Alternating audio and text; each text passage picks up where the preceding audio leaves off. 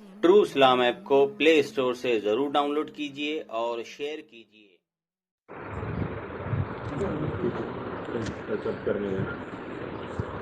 लड़के लोग है गैरेज पे, आइए आप भी तशरीफ लाइए, दे देंगे। कुर्सी लाइए। हाँ हाँ कुर्सी लाइए इधर। हाँ इधर यहाँ बैठ जाइए।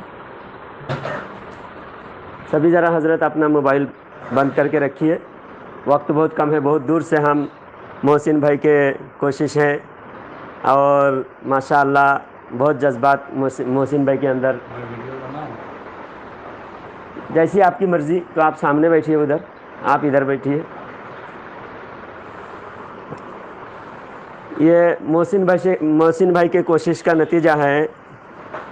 अपने रिश्तेदारों को सही रास्ते पर जन्नत में ले जाने के लिए कोशिश में है कि हमारा कोई भी चाहने वाला रिश्तेदार जन्नत से ना छूटे, जहन्नम के रास्ते पर ना चले।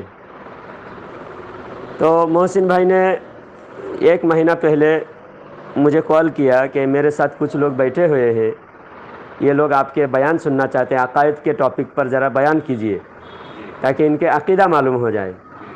असल में आजकल नमाज और दीगर फ़राइज़ की बातें हर मस्जिद में होती है। बहुत सारे मसाजिद में आप जाएंगे तो नमाज रोज़े की बात कर रहे हैं, तक़वा परहेज़गारी की बात कर रहे हैं।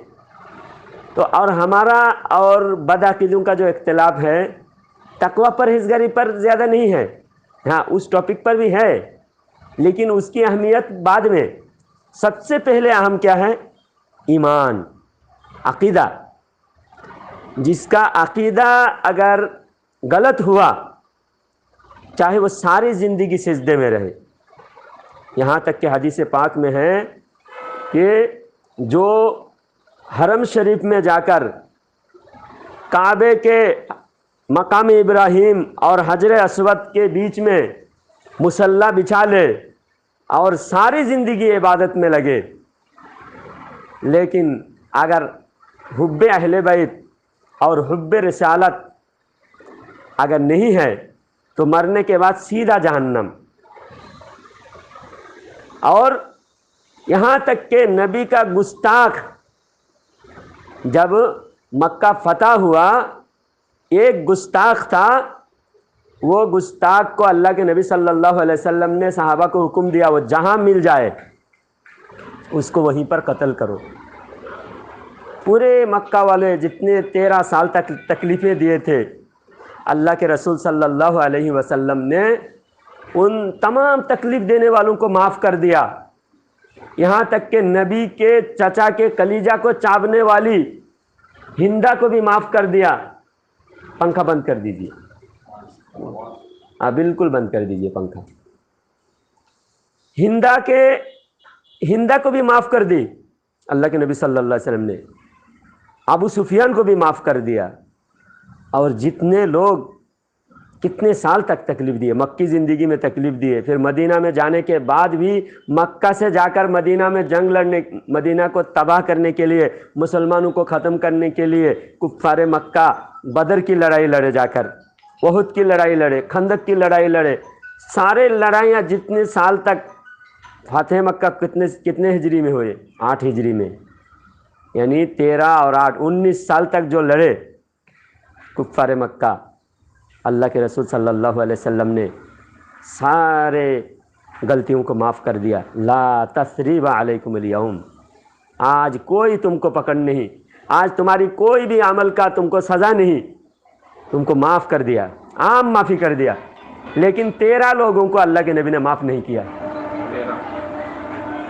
उनमें से एक शख्स था जो पहले मुसलमान हुआ था और कुछ दिन अल्लाह के रसूल सल्लल्लाहु अलैहि वसल्लम की सोहबत में मदीना शरीफ में रहा, और बाद में उसने अल्लाह के नबी सल्लल्लाहु अलैहि वसल्लम की ऊँट चराने वाला, एक ऊँट चरवाहा थे, अल्लाह के नबी सल्लल्लाहु अलैहि वसल्लम के उस चरवाहे को कत्ल करके नबी के ऊँटों को चुराकर वो मदीना से मक्का भाग कर आया था। और मक्का आकर काफिरों के साथ मिलकर और ये गुस्ताखी करता था, अरे मैं वहाँ जाके देख के आया, वहाँ कुछ नहीं है, ان کے کوئی کردار صحیح نہیں، معاذ اللہ اس طرح، یعنی اور زیادہ بدنامی، یعنی کفار مکہ تو پہلے سے دشمن ہے، لیکن جو اسلام کی طرف آنے والے تھے وہ بھی کنفیوز، بہت سارے لوگ کنفیوز کا شکار ہوئے. ارے یہ تو مدینہ میں جا کر نبی کے ساتھ دیکھ کر رہ کر آئے، یہ خود بتا رہے ایسا نہیں ہے. تو وہ بہت گستاخی کرتا تھا. جب مکہ فتح ہوا، اللہ کے رسول صلی اللہ علیہ وسلم نے فرمایا اس کو جہاں ملے وہاں قتل کرو. تو صحابہ اکرام ڈھونڈنے لگے. اب آج آپ دیکھتے ہو میرے بھائی ذیشان بھائی کہ اتنا نماز پڑھ رہا ہے اور اتنا پرہیزگار ہے، داڑھی ہے، اتنا اچھا قرآن پڑھتا ہے، اتنی اچھی میٹھی میٹھی بات کرتا ہے، تو غلطی کیا ہے؟ کیوں سنی لوگ ان سے دشمنی کرتے ہیں؟ اب اس واقعہ سے آپ کو پتہ چلے گا ہم کیوں دشمنی کرتے ہیں. اب سارے لوگوں کو معاف کر دیا، اس کو کیوں معاف نہیں کیا؟ کیونکہ گستاخ کو اللہ بھی معاف نہیں کرنا چاہتا ہے. اللہ چاہتا ہے کہ گستاخ کی معافی نہ ہو. نبی رحمت للعالمین ہے، نبی معاف کرے تو اللہ کی منشا کے مطابق کرتے ہیں. جہاں اللہ کی مرضی ہے وہی نبی کی مرضی ہے، اور جہاں نبی کی مرضی ہے وہاں اللہ کی مرضی ہے. تو اللہ ہمیشہ نبی کی رضا چاہتا ہے اور نبی بھی ہمیشہ اللہ کی رضا چاہتا ہے. نبی اللہ کی رضا چاہتے ہیں. تو نبی کریم صلی اللہ علیہ وسلم نے اللہ تعالیٰ کی منشا کے مطابق کہ اے محبوب صلی اللہ علیہ وسلم، نبی کریم رؤوف الرحیم صلی اللہ علیہ وسلم، آپ گستاخ کو معاف نہ کرنا. اللہ تعالیٰ نے قرآن میں اس لیے فرمایا انا کفیناک المستہزئین، کہ اے میرے محبوب صلی اللہ علیہ وسلم آپ کے گستاخ کے لیے میں کافی ہوں. یہاں سزا کی معافی کی گنجائش اس آیات میں نہیں ہے. اس آیات میں وعید ہے، پھٹکار ہے، ڈانٹ ہے. اور نبی کی گستاخ کی اللہ تعالیٰ نے 1 2 نہیں 10 عیب قرآن میں بیان کیا. تو وہ گستاخ جو مدینہ شریف سے نبی کے چرواہا کو قتل کر کے اونٹوں کو چرا کر مکہ لے کے آ کے بھاگا تھا، بھاگ کر مکہ آیا تھا، اور مکہ آنے کے بعد کفار مکہ سے مل کر نبی کے خلاف شاعری لکھتا تھا، گستاخی کرتا تھا، بدزبانی کرتا تھا. تو مکہ میں سارے کافروں کو معاف کر دیا، لیکن اس کو اللہ تعالیٰ نے معاف کرنے کا حکم اللہ نے نہیں دیا. اور اللہ کے حبیب صلی اللہ علیہ وسلم نے صحابہ کو نہیں کہا کہ اس کو بھی معافی ہے، نہیں، وہ جہاں ملے وہاں قتل کرو. اب وہ شخص جو گستاخ تھا آج مکہ اللہ کے رسول کے قبضے میں ہے، صحابہ کے قبضے میں ہے. صحابہ اکرام اس دن اعلان فرما رہے ہیں، جوش میں ہے صحابہ، اور فرمایا صحابہ اکرام الیوم یوم الملحمہ، الیوم یوم الملحمہ، آج خون بہانے کا دن ہے، آج بدلہ لینے کا دن ہے. صحابہ یہ نعرہ لگا رہے تھے. اللہ کے حبیب رحمت للعالمین صلی اللہ علیہ وسلم نے صحابہ کی یہ نعرہ سنا، فرمایا میرے صحابہ آپ کیا کہہ رہے ہو؟ آج خون بہانے کا دن ہے، آج بدلہ لینے کا دن ہے؟ نہیں، آج معافی کا دن ہے. آج الیوم یوم المرحبہ، یوم الملحمہ نہیں. ملحمہ مطلب خون بہانے کا دن، اور مرحبہ کا مطلب آج شاباشی دینے کا دن ہے، آج گلے ملنے کا دن ہے، آج دشمنی کو بھول جانے کا دن ہے. تو جب دشمنی کو بھول جانے کا دن تھا تو ہر دشمنی کو بھول جانا تھا. لیکن جو گستاخ ہوتا ہے وہ دشمنی بھولنے کے قابل نہیں ہے، وہ دشمنی معافی کے قابل نہیں ہے. تو اس دن اللہ کے نبی صلی اللہ علیہ وسلم نے صحابہ کو فرمایا وہ جہاں ملے وہاں قتل کرو. تو صحابہ اکرام نے ڈھونڈتے ڈھونڈتے دیکھے کہ کعبے کے غلاف میں چھپا ہوا ہے وہ شخص. جیسا یہ دیوار کے ساتھ آپ کے یہ دیوار ہے اور یہ پردہ ہے، تو پردہ اور دیوار کے بیچ میں وہ چھپ کے کھڑا تھا. یہ نہیں کہ صحابہ اس گستاخ کو وہاں دیوار سے کھینچ کر دور لے کے آ کے قتل کرتے، کیونکہ دور لانے تک بھی وہ ایک سانس لے سکتا ہے. نبی کے گستاخ کے لیے دنیا میں اللہ تعالیٰ نے سانس لینا بھی جائز نہیں رکھا، جہاں ملے وہی قتل کرو۔ تو صحابہ اکرام نے جب پہلی بار جب دیکھا کعبے کی غلاف میں چھپا ہوا ہے، صحابہ اکرام نے اللہ کے رسول صلی اللہ علیہ وسلم سے عرض کیا، یا رسول اللہ وہ تو کعبے کی غلاف میں چھپا ہوا ہے۔ تو اللہ کے حبیب رؤوف الرحیم صلی اللہ علیہ وسلم نے فرمایا کہ جس کو محمد پناہ نہ دے، کعبہ اس کو کیا پناہ دے گا؟ اس کو کعبہ بھی پناہ نہیں دے سکتا، یہ ہے گستاخ، نبی کا گستاخ۔ تو صحابہ اکرام نے جا کر کعبے کی غلاف کے اندر اس کو قتل کیا۔ اس سے ثابت ہوتا ہے کہ ہر گناہ اللہ کے پاس معافی ہے۔ چور کی چوری معاف ہو سکتا ہے، ڈکیت کی ڈکیتی معاف ہو سکتا ہے، دنیا کے ہزاروں کے قاتل معاف ہو سکتا ہے، لیکن جو میرے آقا کی شان میں ایک لفظ اگر غلط کہہ دیا وہ معافی کے قابل نہیں ہے۔ اور ایسے گستاخ کو جو مسلمان سمجھ رہا ہے وہ بھی اسلام سے خارج ہو جاتا ہے، کیونکہ آپ کے باپ کو کوئی گالی دے، آپ اس کو اچھا سمجھتے ہو۔ مسلمان سمجھنا کیا ہوا؟ اچھا سمجھنا ہوا۔ مسلمان سمجھنا اچھا سمجھنا۔ آپ کے باپ کو گالی دے آپ اچھا سمجھتے ہو، آپ کے بھائی کو گالی دے، آپ کی ماں کو گالی دے آپ اچھا سمجھتے ہو؟ نہیں سمجھ سکتے۔ تو آپ کے نزدیک آپ کے باپ کا مرتبہ ہے، آپ کی ماں کا مرتبہ ہے، آپ کے دادا کا مرتبہ ہے، آپ کے استاد کا مرتبہ ہے، اللہ کے رسول کا کیا مرتبہ؟ اللہ تعالیٰ قرآن پاک میں فرماتا ہے لا تجد قوما يؤمنون بالله واليوم الآخر يوادون من حاد الله ورسوله ولو كانوا آباءهم أو أبناءهم أو إخوانهم أو عشيرتهم أولئك كتب في قلوبهم الإيمان وأيدهم بروح منه۔ اللہ تعالیٰ فرماتا ہے مومن ایسا ہو ہی نہیں سکتا جو اللہ سے محبت کا دعویٰ کرے، اللہ پر ایمان کا دعویٰ کرے اور اللہ کے دشمن سے بھی تعلق رکھے، ایسا نہیں ہو سکتا۔ مومن ایسا ہرگز نہیں ہو سکتا جو اللہ کو بھی ماننے کا دعویٰ کرے اور اللہ کے دشمن سے بھی محبت رکھے، تعلق رکھے۔ دو ناؤ پہ قدم مومن نہیں رکھ سکتا۔ مومن یا تو مومن ہوگا تو اللہ و رسول کے دشمنوں سے دور رہے گا۔ آپ دعائے قنوت پڑھتے ہیں، دعائے قنوت پڑھتے ہیں، دعائے قنوت میں آپ کیا پڑھتے ہیں؟ روزانہ عشاء کی نماز میں پڑھنا، وتر میں پڑھنا واجب ہے، اور دعائے قنوت میں آپ پڑھ رہے ہیں وَنَخْلَعُ وَنَتْرُكُ مَن يَفْجُرُكَ، اے اللہ جو تیرا دشمن ہے اس سے میں دور رہوں گا۔ روز وعدہ کر رہے ہیں۔ اب بعد میں کچھ لوگ کہتے ہیں کہ ارے بھائی وہ بھی تو نماز پڑھتے ہیں، وہ بھی روزہ رکھتے ہیں، ارے سب سے مل جل رکھو، ہم کسی کی برائی نہ کرو۔ پھر نماز میں تم کیوں برائی کر رہے ہو؟ ہاں، نماز میں تم برائی کر رہے ہو، اللہ خود کہلوا رہا ہے، اللہ تعالیٰ ابو جہل کی برائی کرا رہا ہے، ابو لہب کی برائی کرا رہا ہے، منافقین کی برائی نماز میں کرا رہا ہے، اللہ خود کرا رہا ہے۔ اب ہم اگر کہتے ہیں بھائی ان لوگوں نے کتاب میں ایسا لکھا ایسا لکھا، تو لوگ کہتے ہیں بھائی ایسا کیوں ان کی برائی کر رہے ہو، غیبت ہو رہی ہے۔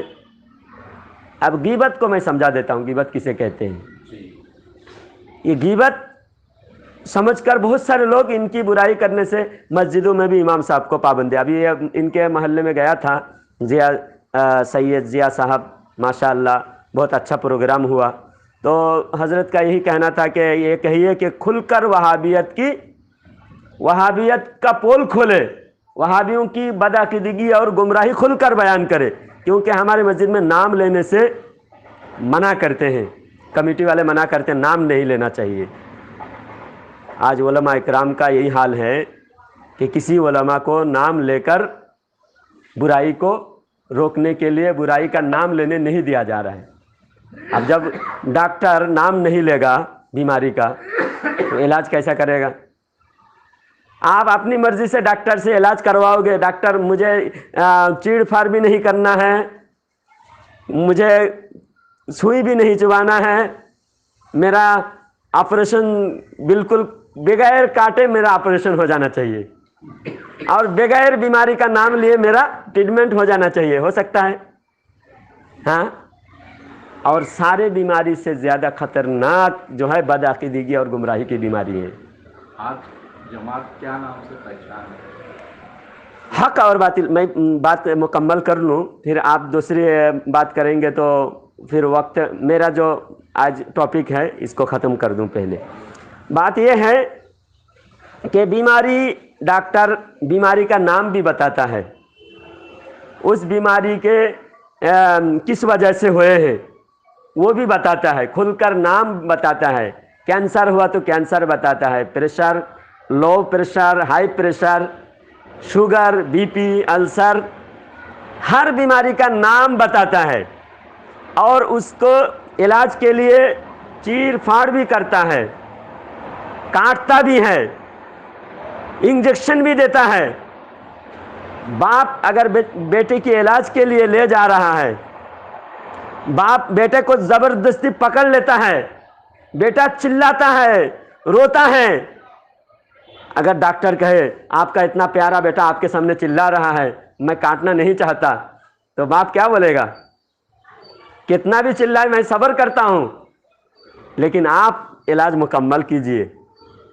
لیکن ایک عالم دین جب آپ کے مسجد میں تقریر کرنے کے لیے آتے ہیں، آپ یہ نہیں سوچتے ہو کہ میرا بھائی، میرا رشتہ دار، میرا چاچا، میرا تایا، میرا بہنوئی گمراہی کی طرف جا رہا ہے، تو وہ ناراض تو ہوں گے کیونکہ وہ بیمار ہے۔ جس طرح بیٹا چلا رہا ہے، لیکن ڈاکٹر کے سامنے علاج کرنے کے لیے باپ کیا کرے گا؟ بیٹے کو زبردستی پکڑ لے گا اور ڈاکٹر سے کہے گا ڈاکٹر آپ جتنا آپ مناسب سمجھے، جتنا علاج ضروری سمجھے، جتنا کاٹنا ضروری سمجھے آپ ضرور کاٹے۔ اتنا پیارا بیٹا جو زندگی کا سرمایہ ہے ماں باپ کے لیے، اس کے باوجود باپ بیٹے کو کاٹنے دینے، چیخنے چلانے دینے تیار ہے، لیکن علاج مکمل ہونا چاہیے۔ کیا بولتے ہیں حضرت؟ صحیح ہے نا؟ لیکن جو اصل بیماری، جس بیماری کو آدمی جہنم تک لے جانے کے لیے وہ بیماری ہے، ایسی بیماری کا اگر علاج کرنا ہو تو عالم بغیر نام لیے، بغیر تکلیف دیے کیسا علاج کرے گا بتائیے؟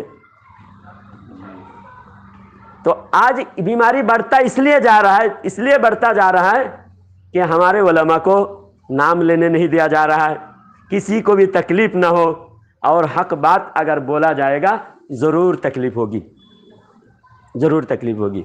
اور بدعقیدگی کی برائی کرنا، بدعقیدوں کی، گمراہوں کی برائی کرنا، یہ غیبت میں شامل نہیں ہے۔ اب بتائیے، یہ گمراہ لوگ دھوکہ دینے کے لیے بہت ساری باتیں، بہت سارے پینترے آزماتے ہیں۔ یہ لوگ پہلے تو کہتے ہیں کہ غیبت کرتے، دیکھو سنی مولانا ہماری برائی کرتے ہیں، فلانا مولانا نے ایسا لکھا، ایسا لکھا، ویسا لکھا، یہ برائی کر رہے ہیں، غیبت ہو رہی ہے۔ اور دوسری بات کہتے دیکھو عیبوں کو چھپاؤ، کسی کی عیب کو ظاہر مت کرو، اللہ چھپانے والا، اللہ تمہارے عیب کو چھپائے گا، تم کسی کے عیب کو چھپاؤ گے تو۔ اب مثال کے طور پر اب محسن بھائی کے بہن کا کہیں رشتہ ہے، اب جس سے رشتہ طے ہوا وہ محسن بھائی ان کو شریف سمجھتے ہیں،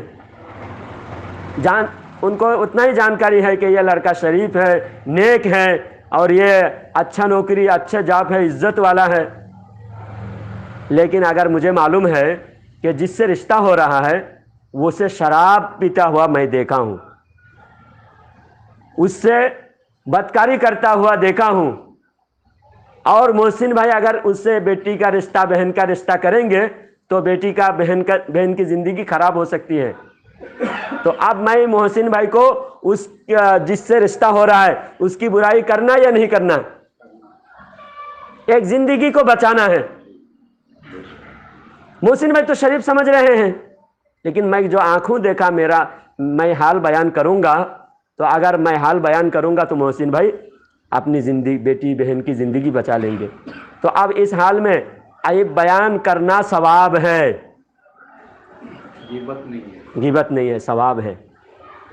کسی کی عزت خراب کرنے کے لیے، کسی شریف انسان کو ذلیل کرنے کے لیے، کسی شریف انسان کی عزت خراب کرنے کے لیے اس کی برائی کو ڈھونڈنا، اس کی برائی کو بلا وجہ بیان کرنا، یہ غیبت ہوتا ہے۔ اب میں عیب بیان کرنے کے تعلق سے ایک واقعہ بیان کرتا ہوں، تفسیر میں ہے۔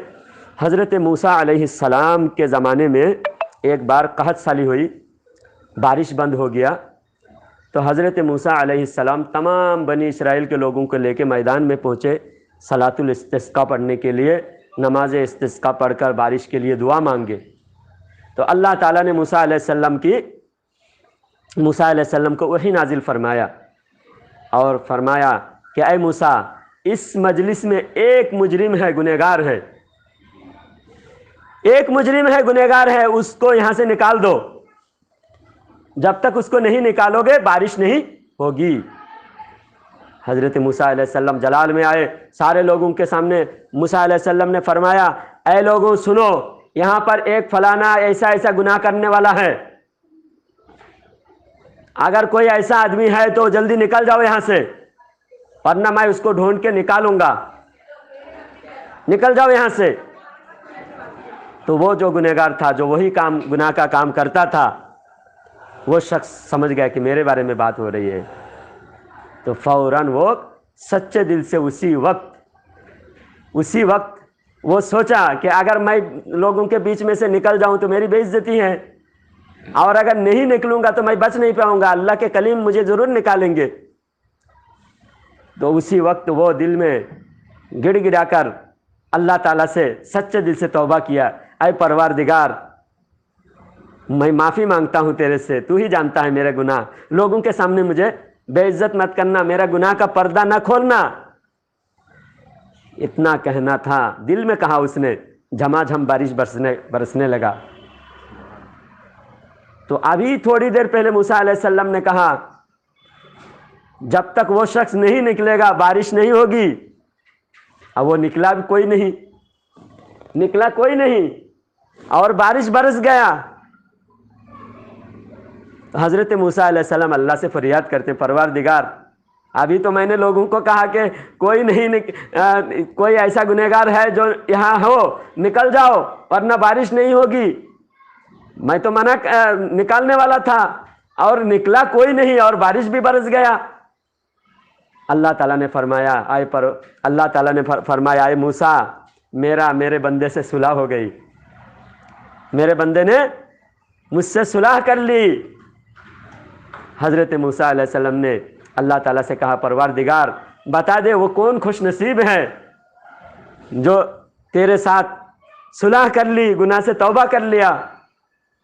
تو اللہ تعالیٰ نے فرمایا، اے موسیٰ، جب بندہ میرے دشمنی کرتا تھا، میرا نافرمانی کرتا تھا، اسی وقت اس کے گناہ کو میں پردے میں رکھا تھا، آج وہ توبہ کر لیا، آج میں کیسا اس کے نام کو ظاہر کر دوں؟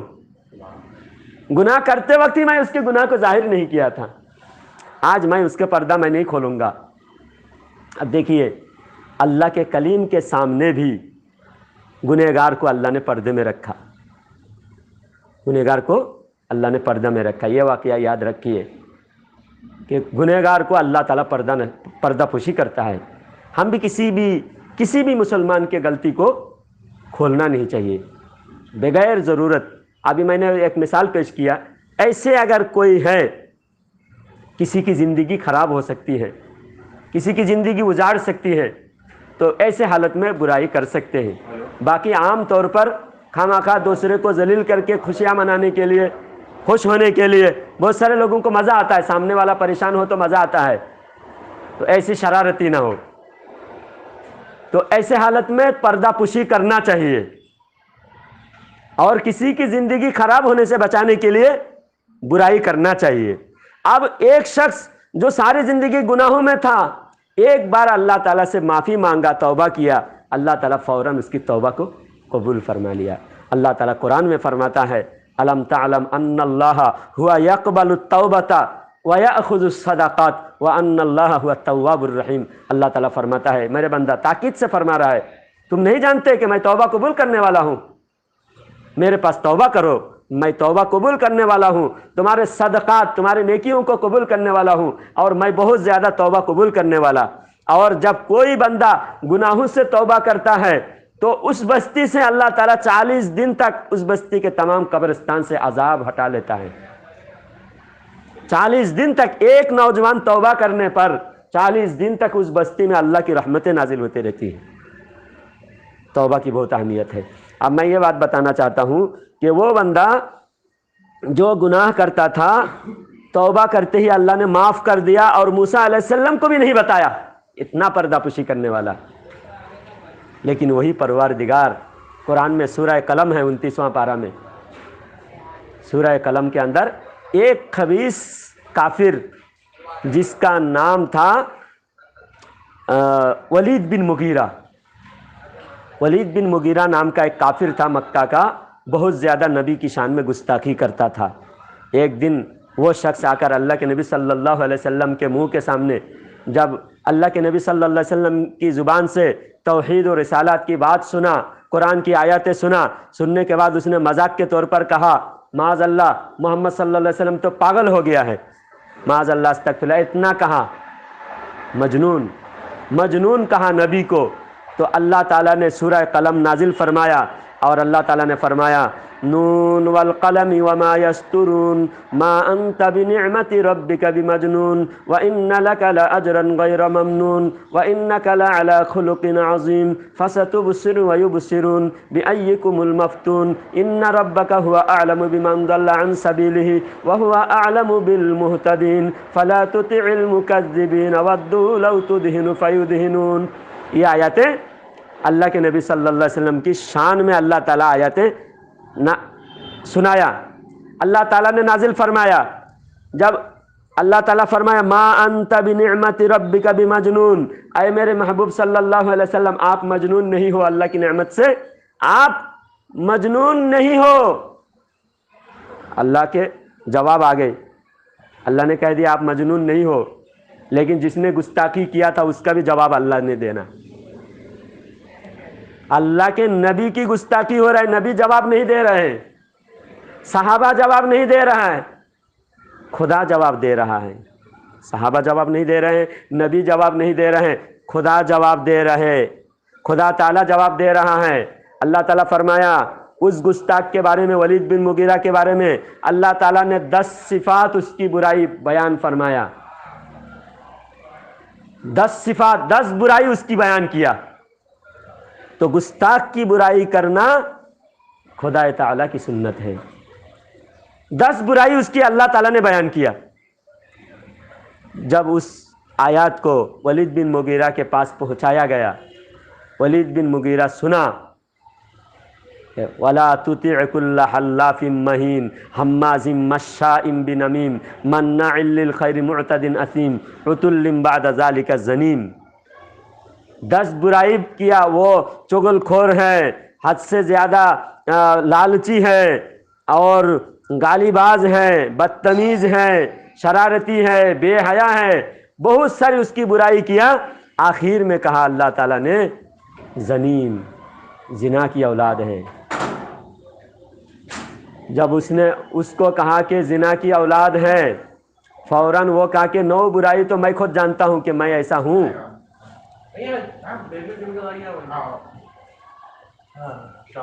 وعلیکم السلام ورحمۃ اللہ وبرکاتہ۔ ولید بن مغیرہ جب اس کی 10 برائی سنا تو کہا کہ 9 برائی تو میں خود جانتا ہوں، یہ 10ویں برائی تو میں خود بھی نہیں جانتا، میرے ماں سے جا کے پوچھ لیتا ہوں۔ تو ماں سے جا کے پوچھا، ماں نے پہلے انکار کیا، تو ماں کے سینہ پر بیٹھا وہ اور تلوار سے گردن کاٹنے لگا، کہا کہ سچ بول ورنہ میں گردن کاٹ دوں گا تیرا، کیونکہ محمد صلی اللہ علیہ وسلم جو بولتے ہیں سچ بولتے ہیں۔ کافر کو بھی یقین تھا کہ محمد صلی اللہ علیہ وسلم کبھی جھوٹ نہیں بولتے، کبھی کسی غلط عیب بیان نہیں کرتے، جو ہوگا وہی بیان کریں گے۔ محمد جھوٹ نہیں بولتے، تو بتا، سچ بتا۔ تو ماں نے کہا کہ تیرے باپ کے اندر اولاد پیدا کرنے کی قابلیت نہیں تھی، اس لیے تیرے باپ کے بہت جاگیر مال دولت تھی، ان تمام دولت کو بچانے کے لیے میں نے چرواہے سے منہ کلا کیا اور تو پیدا ہوا۔ تو اب بتائیے، ایسی برائی جو دنیا کے کوئی نہیں جانتا، جو برائی خود وہ برا انسان بھی نہیں جانتا، پھر بھی اللہ تعالیٰ اس برائی کو کھول دیتا ہے، اور ایسا کھول دیتا ہے قیامت تک اس کی برائی لوگوں میں چرچا ہوتا رہے گا۔ قرآن پڑھی جاتی، جب تک قرآن پڑھتے رہیں گے اس برائی کا چرچا ہوتا رہے گا۔ یہ کس لیے؟ نبی کے گستاخ۔ اذان ہو رہے ہیں، اذان کے بعد پھر بات کریں گے انشاءاللہ۔ تھوڑی دیر رکیے اور 10 منٹ بات کر کے پھر ہم یہی نماز ادا کریں گے، اور انشاءاللہ تھوڑی دیر جلدی نکل جائیں گے انشاءاللہ۔ اذان ہونے دیجیے۔ 1-2 گھنٹے کی نماز۔ اچھا، آپ بیٹھیں گے، ذرا بات مکمل کر لوں۔ اب جو ہے نبی کے گستاخ کے توبہ بھی قبول نہیں ہے، معافی بھی نہیں ہے، اور اس کے عیب بیان کرنا کیا ہے؟ اللہ تعالیٰ کی طرف سے ہے۔ اللہ تعالیٰ خود گستاخ کی عیب بیان کرتا ہے۔ اب گستاخ کا مطلب ہے بے ادبی، ایسے الفاظ جو کسی کو کہنے سے اس کو برا لگے، اس کی انسلٹ ہو، اس کی عزت کو ٹھیس پہنچے، جو اس کے شان کے خلاف ہو، اسے کہتے بے ادبی۔ اور اللہ کے شان میں، نبی کے شان میں بے ادبی کرنا، گستاخی کرنا، یہ ایمان ختم کر دیتا ہے، یہ کفر ہے۔ ادنا گستاخی، یہاں تک کہ گستاخی اشارے میں بھی اگر کوئی گستاخی کرے، اور انداز میں بھی اگر گستاخی کرے، گستاخی کا الفاظ نہ ہو بلکہ انداز ہو، تو بھی کفر ہے۔ ایک بات واقعہ کتاب میں لکھے ہیں، مدینہ شریف میں، آپ ادھر بیٹھیے حضرت، تھوڑی دیر میں ہم بھی نماز یہیں پڑھیں گے۔ مدینہ شریف کے ایک کنارے میں ایک مسجد تھی، اس مسجد میں امام صاحب فجر کی نماز پڑھا رہے تھے۔ حضرت عمر فاروق رضی اللہ تعالیٰ عنہ دوسرے مدینہ شریف کی مسجد نبی میں حضرت عمر رضی اللہ تعالیٰ عنہ فجر کی نماز پڑھ کر اس محلے میں گھومنے کے لیے آئے تھے، گشت کر رہے تھے۔ تو دیکھا کہ مسجد کے امام صاحب بہت اچھی طرح نماز پڑھ رہے ہیں، قرات بہت اچھی، قرآن کی آیات بہت اچھے انداز میں پڑھ رہے تھے۔ تو حضرت عمر رضی اللہ تعالیٰ عنہ نے مسجد کے باہر کھڑے کھڑے پوری قرات سنے، پورے سورہ پڑھتے ہوئے سنا، بہت اچھا لگا۔ دوسرے دن بھی اتنا اچھا پڑھنے والے، اور صحابہ کے زمانے میں حضرت عمر رضی اللہ تعالیٰ عنہ خود اچھا سمجھ رہے ہیں کہ اتنا اچھا پڑھ رہے ہیں۔ دوسرے دن بھی حضرت عمر رضی اللہ تعالیٰ عنہ نے وہاں پہنچ کر دیکھے کہ وہی سورہ پڑھ رہے، کل جو پڑھ رہے تھے، ہاں، عبس وتولی سورہ، وہی سورہ پڑھ رہے تھے۔ قرآن شریف کے اندر 30واں پارہ میں سورہ عبس دوسرے دن بھی پڑھ رہے تھے۔ تو فوراً حضرت عمر رضی اللہ تعالیٰ عنہ کو شک ہوا۔ تیسرے دن حضرت عمر رضی اللہ تعالیٰ عنہ تلوار لے کے آئے اور امام صاحب کو بلا کر نماز کے بعد، امام صاحب آپ 3 دن سے میں دیکھ رہا ہوں کہ آپ ایک ہی سورہ پڑھ رہے ہیں۔ مسئلہ یہ ہے کہ بلا وجہ ایک ہی سورہ ہر نماز میں نہیں پڑھنا، اگر جس کو یاد ہو بدل کے پڑھے، ہر نماز میں الگ الگ سورہ پڑھے، بہتر ہے۔ بلا وزر، جس کو آتا ہی نہ ہو، وہ جو آتا ہے اسی سے پڑھے۔ کسی کو اگر پورا 30واں پارہ یاد ہے تو روز بدل کے الگ الگ سورہ پڑھے، بہتر ہے۔ تو امام صاحب اتنا اچھا پڑھ رہے ہیں، پھر بھی روزانہ ایک ہی سورہ کیوں پڑھ رہے ہیں؟ تو امام صاحب نے حضرت عمر رضی اللہ تعالیٰ عنہ سے کہا کہ مجھے یہ سورہ بہت اچھا لگتا ہے۔ اب اس میں بھی کوئی عیب نہیں، کوئی سورہ اگر کسی کو اچھا لگتا ہو، مثال کے طور پر کبھی میں کسی محلے میں جاتا ہوں تو فجر کی نماز مجھے پڑھانے دیتے ہیں، اور وہ کمیٹی کا ایک صدر صاحب ہے، حاجی صاحب ہے، بولتے ہیں حضرت آج سورہ مریم کی تلاوت کیجیے، آپ آج سورہ رحمان کی تلاوت کیجیے، آج سورہ ملک کی آپ تلاوت کیجیے، فجر کی نماز آپ یہ سورہ پڑھائیں گے تو بہت اچھا لگے گا۔ تو ان کو پسند ہے کہ میری آواز میں ان کو یہ سورہ پڑھ کے سناؤں، اس میں بھی کوئی عیب نہیں ہے۔ بعض لوگوں کو کوئی سورہ خصوصی وظیفہ کے طور پر ان کو اچھا لگتا ہے، لیکن ان کا منشا کیا ہے اس حساب سے دیکھنا ہوتا ہے. اب بتائیے قرآن شریف پڑھ رہا ہے اور کتنے اچھے انداز میں پڑھ رہا ہے, پھر بھی حضرت عمر رضی اللہ تعالیٰ عنہ تلوار لے کے کیوں گئے؟ آخر میں سمجھ میں آئے گا جب حضرت عمر رضی اللہ تعالیٰ عنہ نے امام صاحب سے کہا کہ یہ سورہ آپ روز کیوں پڑھتے ہو, تو امام صاحب نے کہا کہ یہ سورہ میں اس لیے پڑھتا ہوں کہ یہ سورہ مجھے اچھا لگتا ہے. حضرت عمر نے کہا کہ اچھا کیوں لگتا ہے یہ سورہ؟ تو وہ امام صاحب نے کہا کہ یہ سورہ مجھے اس لیے اچھا لگتا ہے کہ اس سورہ میں اللہ نے نبی کو ڈانٹا. اللہ نے نبی کو ڈانٹا. کیا ہے؟ اللہ ڈانٹتا ہے نبی کو. اللہ تعالیٰ نبی کی عظمت سکھاتا ہے, نبی کی ادب تعظیم سکھاتا ہے. اللہ تعالیٰ اتنا ادب, خود نبی کی ادب اللہ کرتا ہے, نبی کی تعظیم اللہ کرتا ہے. تعظیم کرنے والا ڈانٹتا ہے. ڈانٹنے کو تعظیم کہتا ہے کیا؟ تعظیم کرنے والے کو ڈانٹنے کو تعظیم کہتا ہے؟ اللہ تعالیٰ خود تعظیم کرتا ہے, تعظیم سکھاتا ہے. وَتُعَزِّرُهُ وَتُوَقِّرُهُ وَتُسَبِّحُهُ بُكْرَةً وَأَصِيلًا. اللہ فرماتا ہے تم پہلے اللہ پر اور اللہ کے رسول پر ایمان لاؤ اور اللہ و رسول کی تعظیم کرو, توقیر کرو, پھر عبادت کرو. تؤمنوا باللہ ورسولہ. اللہ فرماتا ہے اللہ و رسول پر ایمان لاؤ, پہلا درجہ ایمان, دوسرے درجہ نبی کی تعظیم, اور تیسرے درجے میں عبادت. عبادت کا درجہ تیسرا. تو مفسرین اس آیات کی تفسیر میں فرماتے ہیں کہ ایک ایمان اور دوسرا ہے عمل, دونوں کے رابطے کے لیے بیچ میں اللہ تعالیٰ نے نبی کی تعظیم کو رکھا. نبی کی تعظیم اگر کسی نے نہیں کی, نبی کی عزت نہیں کی, تو اس کا ایمان بھی قبول نہیں ہے اور اس کی عبادت بھی قبول نہیں ہے. دونوں کو اللہ اور بندے کے درمیان جوڑنے کی جو اصل رابطہ ہے وہ ہے نبی کی تعظیم. نبی کی تعظیم کے ذریعے سے بندہ اللہ کا مقرب ہو سکتا ہے, ہر عبادت قبول ہو سکتی ہے, ایمان بھی قبول, عبادت بھی قبول. اگر تعظیم نہیں ہے تو ایمان بھی بیکار, اور ایمان تو ہوگا ہی نہیں. گستاخ کی کوئی ایمان اس کے کلمہ پڑھنے کو قابل قبول اللہ تعالیٰ کرے گا ہی نہیں, اور اس کی تمام عبادت رائے گا ہو جائے گا, بیکار ہو جائے گا. تو اب وہ بندہ کہہ رہا تھا, امام صاحب کہہ رہا تھا کہ اللہ نے نبی کو ڈانٹا. اتنا سننا تھا. حضرت عمر رضی اللہ تعالیٰ عنہ نے امام کا گردن اڑا دیا اور فرمایا اللہ نے قرآن میں کہیں نہیں ڈانٹا نبی کو. جس سورہ میں امام صاحب کہہ رہا تھا کہ اللہ نے ڈانٹا ہے, اس سورہ کی تفسیر اگر سنیں گے تو آپ کو بالکل نہیں لگے گا کہ اللہ نے نبی کو ڈانٹا. لیکن کیا کرے, قرآن اگر کوئی اچھے استاد سے نہ پڑھے, ایرے گہرے سے پڑھے, تو قرآن پڑھ کر وہ ایسا ہی سمجھے گا.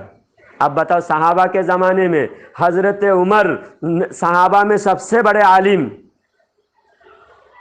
لیکن وہ عمر سے نہیں سیکھا, کسی اور سے قرآن سیکھا ہوگا, کسی اور نے قرآن پڑھایا اور خود سے قرآن پڑھا, خود سے سیکھا. تو قرآن پڑھ کر بھی وہ سمجھ رہا ہے کہ نبی کو اللہ نے قرآن میں ڈانٹا ہے. اب بتاؤ, جو ایسا عقیدہ رکھے گا اس کا ایمان قبول ہوگی؟ وہ بھی امامت کرنے کے منصب پر تھے, مصلی پر فائز تھے, ٹوپی داڑھی والے تھے, نمازی تھے, مسجد کے امام تھے, قرآن پڑھ رہے تھے. اگر غلط نیت سے قرآن بھی پڑھے تو قابل قبول نہیں ہے, وہ دشمن, خدا کا دشمن ہی رہے گا. قرآن پڑھنے سے دشمن کبھی اچھا نہیں ہو سکتا. تو اب اتنی دیر سے جو بات سنے ہیں, ان باتوں سے آپ کو پتہ چلا کہ نبی کے بارے میں اگر کوئی غلط الفاظ ادا کرے زبان سے یا کتاب میں لکھے, وہ سراسر کافر ہو جاتا ہے آدمی. کافر صرف نام کے اعتبار سے نہیں ہوتا, عقیدے کے اعتبار سے ہوتا ہے. جس امام کو گردن اڑا دیا, حضرت عمر نے تلوار سے اس کو گردن اڑا دیا, تو وہ کافر تھا کہ مسلمان تھا؟ ظاہری تو مسلمان ہی تھا, لیکن اگر مسلمان حقیقت میں ہوتے تو حضرت عمر کسی مسلمان کا گردن اڑاتے کیا؟ کافر، منافق کو ہی، کافر کا بدترین درجہ منافق ہے، کافر میں سب سے بدترین کافر کو منافق کہتے ہیں، جو دل میں چھپا کر اسلام کی دشمنی دل میں چھپا کر اسلام کو نقصان پہنچاتا ہے۔ جو ظاہری کافر ہے ان سے اتنا نقصان نہیں ہوتا، جو اندرونی انڈرسٹینڈ کافر، اس سے سب سے زیادہ اسلام کو نقصان پہنچتا ہے۔ اب جو امام صاحب، قرآن پڑھنے والے، نماز پڑھنے والے امام صاحب پھر بھی کافر، تبھی تو حضرت عمر نے گردن اڑایا۔ تو آج ہم نے کسی دیوبندی وہابی کو ہم کہتے ہیں کافر، لوگ کہتے ہیں ارے کیسا کہتے ہیں آپ مسلمان کو کافر کہہ رہے ہیں؟ مسلمان کو کافر نہیں کہہ رہے، کافر کو کافر کہہ رہے ہیں، مسلمان کو کافر بالکل نہیں کہہ رہے۔ جو ایک شریعت سے ہٹ کر کوئی بھی عقائد رکھا، عقیدہ رکھا، تو وہ کافر ہو گیا۔ اب ایک حدیث آپ سمجھے، حضرت عمر رضی اللہ تعالیٰ عنہ نے حجر اسود کو پکڑ کر، حجر اسود کے سامنے کھڑے ہو کر حضرت عمر رضی اللہ تعالیٰ عنہ نے کہا، اے حجر اسود، تو نفع نقصان نہیں پہنچا سکتا، میں تجھے اسی لیے چومتا ہوں کیونکہ اللہ کے رسول نے تجھے چوما ہے، میں نبی کی اتباع میں چومتا ہوں۔ تو حضرت علی نے فرمایا، اے عمر، یہ حجر اسود میں نے سنا تھا یہ نفع بھی پہنچائے گا اور نقصان بھی پہنچائے گا، تو نفع پہنچائے گا، نقصان بھی پہنچائے گا۔ حجر اسود کیسا نفع پہنچائے گا، نقصان پہنچائے گا؟ حضرت علی رضی اللہ تعالیٰ عنہ نے فرمایا کہ حجر اسود قیامت کے دن ہر مومن کی ایمان کی گواہی دے گا، کافر کی کفر کی گواہی دے گا، جو اس کے پاس آئیں گے، جتنے لوگ آئیں گے قیامت تک، سب کی ایمان کی بھی گواہی دیں گے اور کافر کی کفر کی بھی گواہی دیں گے۔ قیامت کے دن جتنے لوگ حج کرے ہیں سب اللہ کے سامنے ہوں گے اور حجر اسود کو لایا جائے گا۔ حجر اسود ایک ایک اپنے چومنے والوں کو، دیدار کرنے والوں کو نفع پہنچائے گا، نقصان بھی پہنچائے گا۔ تو اب صرف نفع پہنچا رہا ہے، اب کوئی کافر جا رہا ہے کیا؟ ہندو جا رہا ہے، کرسچن جا رہا ہے؟ حضرت آپ تجربہ کار ہے، بزرگ ہیں، آپ بتا دیجیے، کوئی ہندو جا رہا ہے کیا ابھی حج کو؟ منع ہے۔ تو اب مسلمان جائے گا اور صرف مسلمان کی فائدہ پہنچائے گا، تو پھر نبی کی حدیث تو جھوٹی ہو جائے گی۔ آپ صرف مسلمان جا رہا ہے اور حجر اسود سب ایک ہی کوالٹی ہے، اب پھر وہاں پر یہ ایکس رے مشین لگانے کی کیا ضرورت ہے؟ صرف مسلمان ہے اور سب کو کہہ دے گا مسلمان ہے، مسلمان ہے، مسلمان ہے، مسلمان ہے، مسلمان ہے، تو پھر ایسا کہنے کی ضرورت کیا ہے؟ جب دونوں کوالٹی ہو تب ایکس رے مشین لگانا پڑ سکتا ہے۔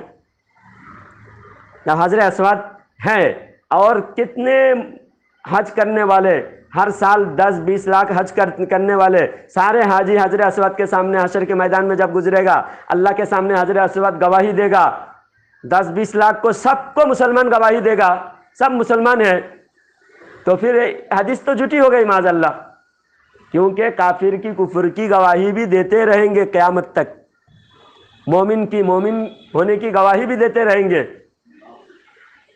ہاں، اب ہے جتنے مسلمان ہم دیکھ رہے ہیں، یہ آدھار کارڈ کے حساب سے، پاسپورٹ کے حساب سے، آئیڈینٹی کارڈ کے حساب سے، یہ سٹیزن کے حساب سے وہ مسلمان دکھ رہے ہیں، ہر دیش کے مسلمان ناگرک وہاں پہنچ رہے ہیں، لیکن جو اللہ کا لسٹ ہے، فرشتوں کے پاس جو دفتر ہے، جو حجر اسود ایک پتھر ہو کر بھی کسی کے ایمان کے حالات کو جان رہے ہیں،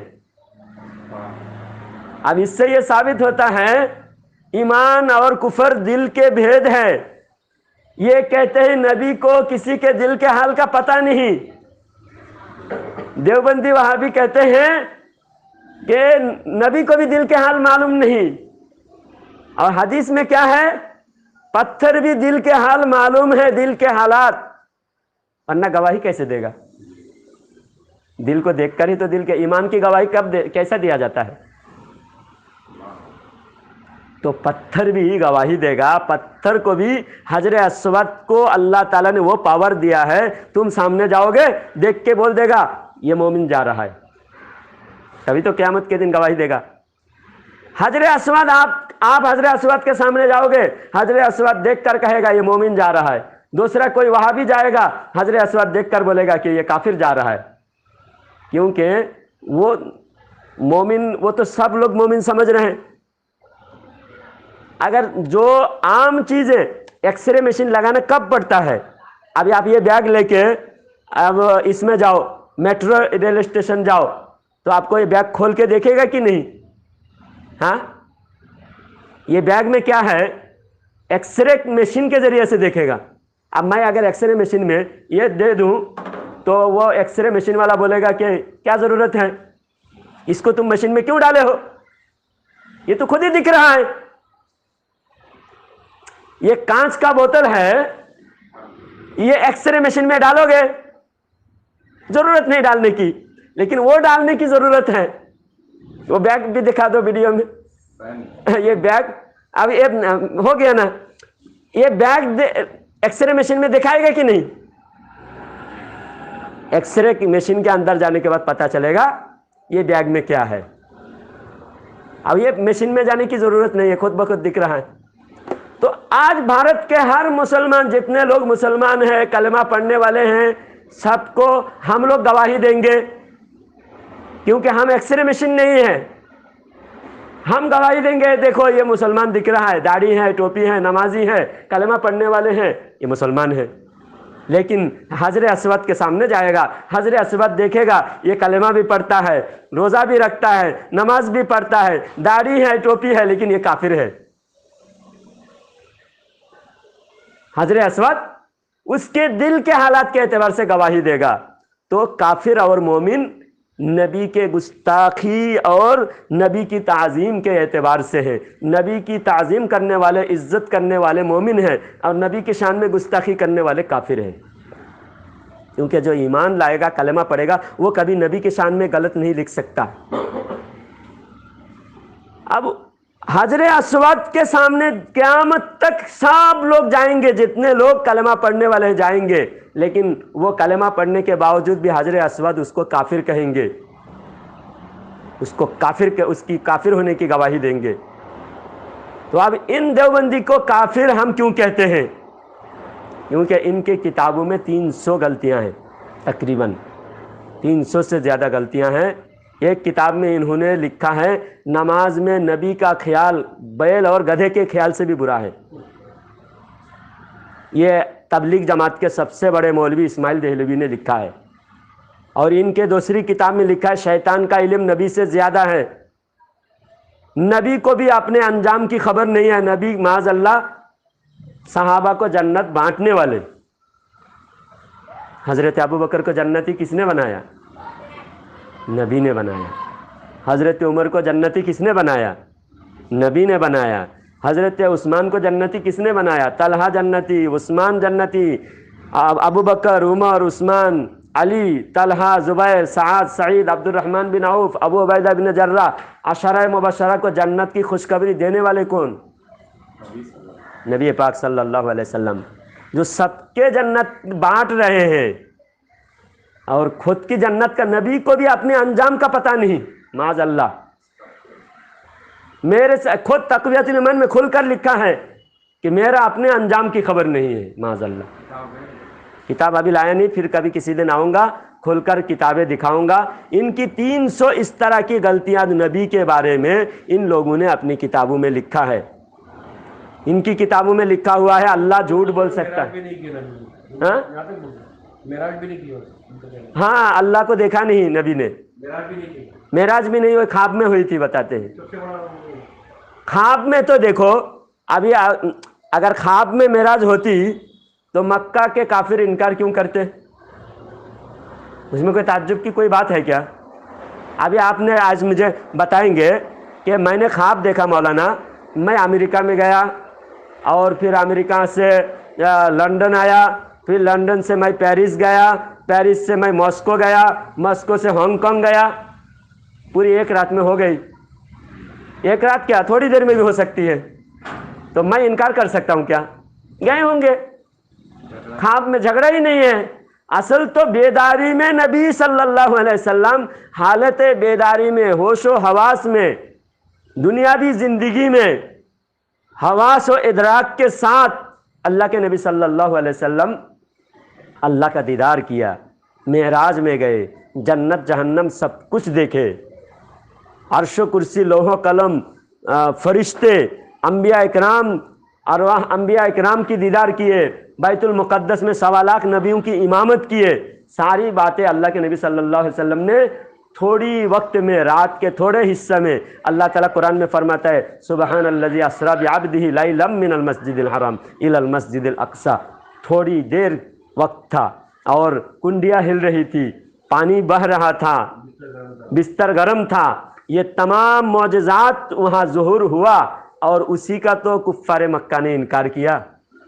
اور یہ وہابی دیوبندی کے اگر ان کے اعتبار سے اگر خواب میں معراج ہوتا تو کفار مکہ ابو جہل کو کوئی جھگڑا ہی نہیں تھا، ہاں، ابو بکر کو تصدیق کرنے کی ضرورت نہیں تھی، ہاں۔ تو اس وجہ سے ہم ان کو کافر کہتے ہیں، اور یہ ایسے کافر ہیں کہ دوسرے کافروں کو بھی ان کی صحبت سے بچانے کی ضرورت ہے، کیونکہ دوسرے کافر جب ان کی صحبت میں ان کے اسلام، ان کے جو من گھڑت اسلام دیکھ لیتے ہیں، جو اصلی اسلام ہے الحمدللہ ہم اہل سنت کے پاس ہیں۔ وہ تو یہاں تک کہتے ہیں کہ نبی تو اپنے آدمی تھے۔ اب اپنے جیسا آدمی کہنے والے، نبی کو کوئی اختیار نہیں کہنے والے، میں ایک حدیث پیش کرتا ہوں۔ اللہ کے نبی صلی اللہ علیہ وسلم ارشاد فرماتے ہیں کہ 2 چیزوں کی ضمانت دے دو، میں تم کو جنت کی ضمانت دیتا ہوں۔ جنت کی ضمانت حدیث پاک میں، صحیح حدیث میں موجود ہے۔ ذرا بات بھائی کو کرنے دیجئے، مختصر بات ہو جائے، اور 2-4 منٹ میں بات ختم کر کے ہم نکل جائیں گے۔ 7 بج گئے اور ہم مغرب بھی نماز بھی پڑھیں گے، ہاں۔ تو 2 چیزوں کی ضمانت دے دو، میں تم کو جنت کی ضمانت دیتا ہوں۔ اب 2 چیزیں کیا؟ ایک زبان اور ایک شرمگاہ۔ اللہ کے نبی صلی اللہ علیہ وسلم نے یہ 2 چیز تم اپنے کنٹرول میں رکھو، حفاظت کرو، میں جنت کی تم کو ضمانت دیتا ہوں۔ اب ضمانت کے طور پر، مثال کے طور پر، کوئی اگر کیس کر دے، FIR کر دے، مقدمہ کسی پر دائر ہو، کورٹ میں اس کی پیشی ہو، کورٹ پیشی ہونے کے بعد اس کو ریمانڈ میں 14 دن کی کسٹڈی میں اگر دے دے، پھر اس کو چھڑانے کے لیے کوئی جائے کہ میرا بھائی ہے اس کو چھوڑ دو، تو پولیس کیا کرے؟ ضمانت دے دو۔ کچھ رقم رکھوا جاتا ہے، یا گھر کا کوئی جتنا رقم ہوتا ہے اسے ضمانت کہتے ہیں، ہے نا؟ تو اب اگر میرے سے اگر کوئی 10 کروڑ کی ضمانت لینا چاہے، میرے پاس 10,000 بھی نہیں ہے، تو میری ضمانت، میں 10 کروڑ کی، میرے پاس 10,000 بھی نہیں ہے، تو کیا میں 10 کروڑ کی ضمانت دے سکتا ہوں؟ میں اگر یہ بڑا بلڈنگ کا میں ضمانت دیتا ہوں آپ کو، آپ مانیں گے میری ضمانت؟ مالک ہونا پڑتا ہے ضمانت دینے کے لیے، ہاں، ضمانت کے لیے پہلے مالک ہونا پڑتا ہے، اختیار ہونا پڑتا ہے۔ جو کہتے ہیں نبی کو اختیار نہیں، تو نبی جنت کی ضمانت کیسے دیتے ہیں؟ تو ہر مسلک والے جواب نہیں دے سکتے۔ بریلی کے تاجدار امام احمد رضا خان رحمۃ اللہ علیہ نے جواب دیا، نہیں محبوب و محب میں میرا تیرا، میں تو مالک ہی کہوں گا، تو مالک کے حبیب یعنی محبوب و محب میں نہیں میرا تیرا۔ تو اللہ مالک ہے، مالک کل نے، خالق کل نے نبی کو مالک کل بنا دیا،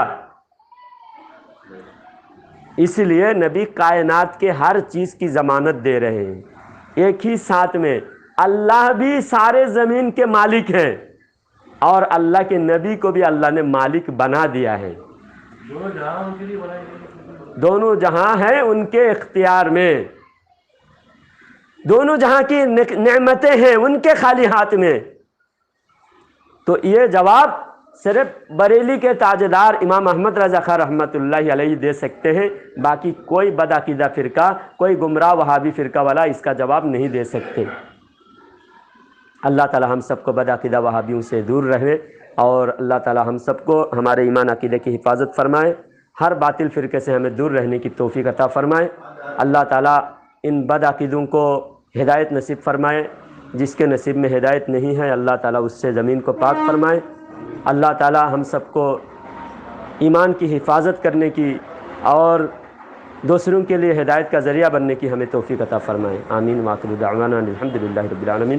جو حضرت ابھی نماز کا ٹائم ہونے والا ہے، نماز کا ٹائم ہو گیا، پھر نہیں اور نہیں بیٹھیں گے، نماز